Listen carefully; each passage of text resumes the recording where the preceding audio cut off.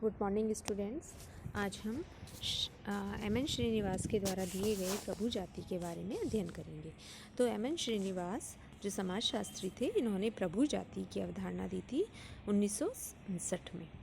उनकी अपनी पुस्तक थी the dominant caste in Rampura, American anthropologist, फरवरी 1959 में किया था उन्होंने ये अध्ययन। इस अवधारणा का निर्माण उन्होंने मैसूर के रामपुरा गांव के अध्ययन के आधार पर किया था।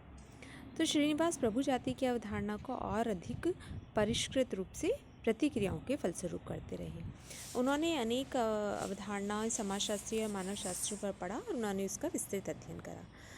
तो प्रभु जाति, जैसा कि नाम से स्पष्ट है, डोमिनेंट कास्ट यानी कि प्रभु जाति यानी जिसका प्रभाव वो रहे, वो होती है प्रभु जातियाँ। तो प्रभु जाति की जो अवधारणा है वो दी थी एम.एन. श्रीनिवास ने। इस अवधारणा का प्रयोग ग्रामीण शक्ति संरचना, अंतरजातीय संबंध, नेतृत्व के उभरते स्वरूप, जाति का संघर्ष, सामाजिक ग्रामीण गुट जैसे विषयों के अध्ययन में किया था। तो प्रभु जाति के विभिन्न पक्षों की विवेचना करने से पूर्व हम इसकी परिभाषा का अध्ययन करते हैं। पर प्रभु जाति की अवधारणा है वो उन एम.एन. श्रीनिवास ने इंडियाज़ विलेज नामक पुस्तक में दी थी तथा इसमें बताया था कि एक जाति तब प्रभु जाति कही जाती है जब वह संख्यात्मक आधार पर गांव या स्थानीय क्षेत्र में शक्तिशाली हो, आर्थिक व राजनीतिक रूप से अपने प्रभाव का प्रबल रूप से प्रयोग करती हो, जातीय संस्करण में सर्वोच्च जाति के रूप में हो ऐसा आवश्यक नहीं है। तो कोई भी जाति एक क्षेत्र में प्रभु जाति हो सकती है, लेकिन मैंने अभी तक किसी भी अछूत जाति को प्रभु जाति के रूप में नहीं पाया है। कभी कभी हिंदू जाति व्यवस्था से बाहर का कोई समूह जैसे कुर्ग व राजकोंड अपनी संख्या, संपत्ति तथा भौतिक शक्ति के आधार पर प्रभुत्व बन सकता है। तो इस प्रकार प्रभु जाति की उन्होंने अवधारणा दी और उसमें ये बताया। उन्होंने इस परिभाषा से यह भी निष्कर्ष निकाला कि प्रभु जाति के सदस्य जो होते हैं वो संख्यात्मक रूप से बाहुल्यता लिए हुए होते हैं। आर्थिक, राजनीतिक, जातीय संस्करण में प्रभावी होना उनके लिए आवश्यक है। तो इनकी एक पुस्तक थी social system of Mysore village, तो जो कि मैकिम मैरियट की संपादित पुस्तक है। इनमें उन्होंने विलेज इंडिया में प्रभु जाति को और अधिक स्पष्ट करा था मैकिम मैरियट ने। और इन्होंने लिखा था, मैकिम मैरियट ने बताया था कि जो प्रभु जाति है उसके अंतर्गत उसको प्रबल जाति तभी कहा जा सकता है जब वो संख्या में अधिक हो। इसी के साथ साथ वह आर्थिक, राजनीतिक प्रभुत्व भी रखती हो। तो बड़े व शक्तिशाली जाति समूह का स्थान संपूर्ण जाति व्यवस्था में बहुत निम्न होता है और वह तब सरलता से प्रभु जाति के रूप में देखी जा सकती है। अब हम बात करते हैं प्रभु जाति के निर्धारक तत्वों के बारे में। तो प्रभु जाति का जो लेख किया था वो डोमिनेंट कास्ट इन रामपुरा में, उन्होंने अपने लेख में डोमिनेंट कास्ट इन रामपुरा में उल्लेख करा था। इसमें उन्होंने 5 चीज़ें बताई थी, यानी 5 विशेषताएं या 5 आधार बताए थे। फर्स्ट है आर्थिक संपन्नता, दूसरा राजनीतिक सत्ता, संख्यात्मक बाहुल्यता, उच्च आनुष्ठिक परिस्थितियाँ एवं शिक्षा। सबसे पहले हम बात करते हैं आर्थिक संपन्नता के बारे में। तो श्रीनिवास ने रामपुर की प्रभु जाति ओक्कालिंगा में आर्थिक संपन्नता का अवलोकन किया था। भूस्वामी में आर्थिक संपन्नता हो यह आवश्यक नहीं है। गांव में बड़े बड़े भूस्वामी होते हैं, लेकिन परंपरागत खेती के कारण उनमें आर्थिक संपन्नता नहीं होती है। तो प्रभु जाति के निर्धारण में पुराने जमींदारों की तुलना में वो जाति अधिक संपन्न हो जाती है जिन्होंने आर्थिक जीवन में अधिक सफलता प्राप्त करी है। एवं जो जाति या वर्ग संपन्न होते हैं उनका गाँव के निर्णयों में अधिक प्रभाव देखा जा सकता है।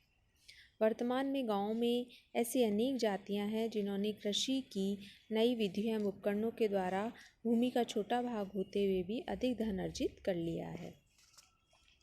इसके संबंध में इसका उदाहरण है, जैसे पूर्वी उत्तर प्रदेश के गाजीपुरा जनपद में यादव कुशाहा जाति के पास कम मात्रा में भूमि होते हुए भी उन्होंने कृषि के आधुनिक साधनों द्वारा आर्थिक संपन्नता प्राप्त कर ली है।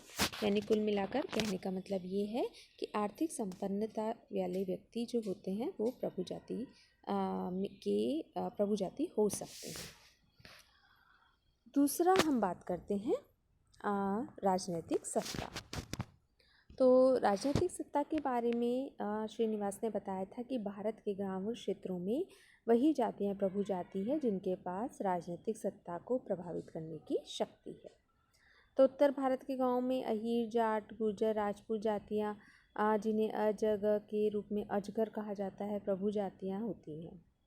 विभिन्न ग्रामीण क्षेत्रों में कुछ जातियां राजनीतिक प्रभुत्व के कारण भी प्रभु जातियां हैं, जैसे केरल में नायर, आंध्र प्रदेश में रेड्डी, लिंगायत, गुजरात में पाटीदार, राजपूत तथा महाराष्ट्र में मराठा प्रभु जातियां हैं। थर्ड हम बात करते हैं संख्यात्मक बाहुलता के बारे में। तो वर्तमान में प्रजातांत्रिक व्यवस्था के कारण किसी भी जाति के राजनीतिक नेतृत्व का निर्धारण उसकी सदस्यता संख्यात्मक बाहुलता के द्वारा होती है। जैसे कि श्रीनिवास ने रामपुर गांव में 1948 में कुल जनसंख्या 1523 में से 735 जो थी वो ओक्का लिंगा जाति के व्यक्ति थे। तो यह जाति संख्या में अधिक थी, इसके कारण ये प्रभु जाति थी। तो इनके अनुसार किसी ग्रामीण क्षेत्र में जाति के सदस्यों की संख्या जितनी अधिक होगी वह जाति उस गांव की शक्ति संरचना में उतनी ही उच्च स्थिति रखती है। नेक्स्ट है उच्च आनुष्ठानिक परिस्थिति। तो श्रीनिवास ने अपने अध्ययन व ज्ञान के आधार पर भी यह स्पष्ट किया था कि आज भी धार्मिक, आनुष्ठानिक या कर्मकांडीय उच्चता प्रभु जाति के लिए एक आवश्यक लक्षण है। यही कारण है कि आज भी अस्पृश्य जाति या तो संख्यात्मक बाहुलता के कारण प्रभु जाति बन जाती है या अपने अनुसार प्रभु जाति के लिए जातीय संस्करण में उच्च परिस्थितियों का होना आवश्यक होता है। नेक्स्ट है शिक्षा। तो श्रीनिवास ने प्रभु जाति के लिए आधुनिक शिक्षा को भी एक महत्वपूर्ण लक्षण माना है। उन्होंने पाया कि जिन गांवों में जिस जाति के अधिक सदस्यों ने आधुनिक व उच्च शिक्षा प्राप्त करी है तथा सरकारी नौकरी में है वे प्रभु जातियां बन जाती हैं। तो इस आधार पर प्रभु जाति बनाने के लिए श्रीनिवास के अनुसार उच्च शिक्षा भी एक प्रमुख तत्व होता है। तो कुछ विद्वानों ने श्रीनिवास द्वारा जो ये प्रमुख लक्षण बताए हैं, जैसे भू स्वामित्व, प्रशासनिक परिस्थितियाँ, विकास योजनाएं, इन सबको भी सम्मिलित करा है। नेक्स्ट हम बात करते हैं प्रभु जाति के अध्ययन के बारे में। तो ग्रामीण राजनीति के अध्ययन के जो प्रभु जातियों का अध्ययन है, प्रभु जातियों के अध्ययन के बारे में यदि हम बात करें तो माफ़ कीजिएगा, प्रभु जाति के अध्ययन के बारे में आगे हम बात करते हैं। इसके अध्ययन के लिए से श्रीनिवास ने इसका अध्ययन करा था। श्रीनिवास ने इसके अध्ययन के लिए जैसे अलग अलग लोगों ने प्रभु जाति के बारे में अध्ययन करा था, जिसमें आंद्रे बिताई भी थे, इलियट भी थे, फिर B.R. Chauhan, hopper, Oscar Levi's आदि ने अपने अपने स्तर पर प्रभु जाति का अध्ययन करा था। तो श्रीनिवास का अध्ययन की बात करें तो श्रीनिवास ने मैसूर के रामपुरा गांव में ओक्का लिंगा जाति को प्रभु जाति के रूप में माना था। उन्होंने 1948 में कुल जाति जनसंख्या 1523 में से 735 इस जाति के सदस्य बताए थे।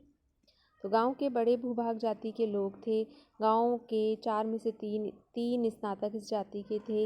इस जाति के कई सदस्य चाय, परचूनी, कपड़ा, साइकिल किराने पर देने का कार्य भी करते थे। एवं इस जाति के वृद्धोवृद्ध अपनी जाति के अन्य जाति के लोगों के झगड़े थे उसको निपटाते थे। अन्य जातियों के लोग जो अधिकतर लोग इस गांव के वयोवृद्धों से न्याय प्राप्त करते थे।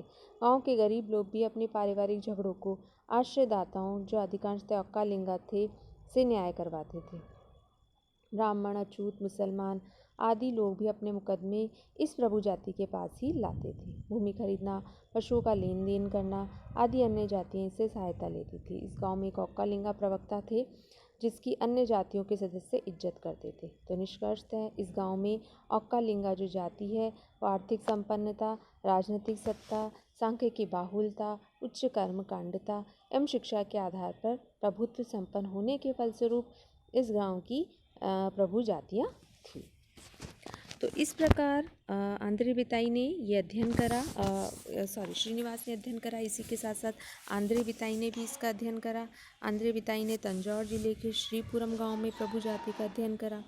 इन्होंने गांव में ब्राह्मण जाति को प्रभु जाति के रूप में पाया। तो जो ब्राह्मण जाति है आनुष्ठानिक, धार्मिक, आर्थिक तथा राजनीतिक एवं शिक्षा के आधारों में प्रभु जाति थी। इन सभी क्षेत्रों में ब्राह्मण जाति अब्राह्मणों तथा अविंदों पर प्रभाव दिखाती थी। तो आंध्र बिताई ने शिवपुरम गांव में ब्राह्मण जाति को एकमात्र शिक्षित जाति बताया था तथा भूस्वामित्व में भी ये अधिक थे तथा ब्राह्मणों प्रभुत्व दोषी द्रविड़ों को दंड देने के लिए न्याय का काम करते थे। तो इस प्रकार श्रीनिवास द्वारा प्रतिपादित प्रभु जाति की सभी विशेषताएं जैसे आर्थिक संपन्नता, राजनीतिक सत्ता, संख्यात्मक बाहुलता आदि प्रभु जाति को प्रभावशाली ब्राह्मणों को जो थी वो प्रभावशाली एवं प्रभु जाति बनाने में मदद करती थी। तो इस प्रकार श्रीनिवास ने का एवं आंध्र बिताई के अध्ययन की हमने बात की है। फैमिलियर तथा प्रभु जाति की अवधारणाओं की आलोचना की बात अगली कक्षा में करते हैं। धन्यवाद।